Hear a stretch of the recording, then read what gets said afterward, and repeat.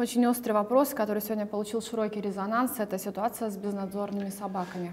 Да, действительно, к сожалению, у нас произошла трагедия. В Ухте погибла женщина, и я сразу выразил соболезнования родным и близким погибшей. Еще раз хочу сказать, что это, конечно, чрезвычайная, ужасная трагедия, и это совершенно не красит ни нас, ни республику. Но хочу сказать, что действительно это такая, знаете, ситуация, сложившаяся с достаточно либеральным подходом в федеральном законодательстве. По этому поводу хочу сказать, что, безусловно, нужно относиться с любовью и с заботой о животном, о безнадзорном животном, животное, которое выброшено из дома кем-то, но при этом нужно ставить приоритеты. И приоритет – это человек и его безопасность. Безопасность ребенка, взрослого человека перед вот такой сворой собак. Поэтому, конечно, мы сейчас вышли с инициативой, прорабатываем дополнительный проект постановления правительства Республики Коми,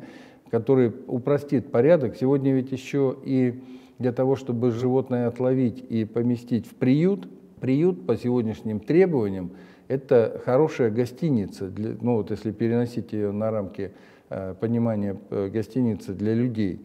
И поэтому мы сейчас подготовили и в ближайшее время выйдем с таким постановлением. Сейчас оно требует очень серьезные просто согласования, в том числе с прокуратурой, с надзорными органами, опять же с общественными организациями. Но в чем его соль этого проекта постановления республики? В том, чтобы упростить как раз требования к приютам для содержания животных.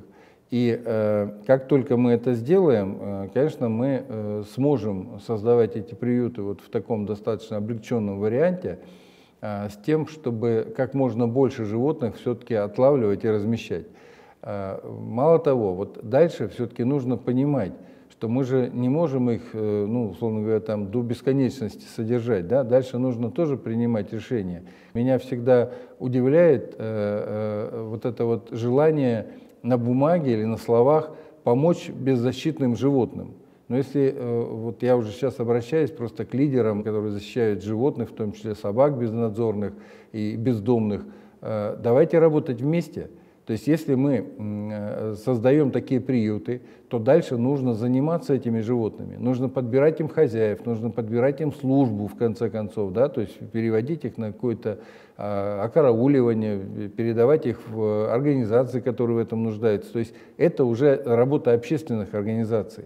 И поэтому здесь я призываю не просто говорить, что нам их жалко, и мы вот заботимся об этих собаках, а все-таки работать вместе, опять же, на результат. С тем, чтобы эти собаки, после того, как мы их действительно создадим условия и поместим в приют, дальше все-таки нашли свою вторую жизнь.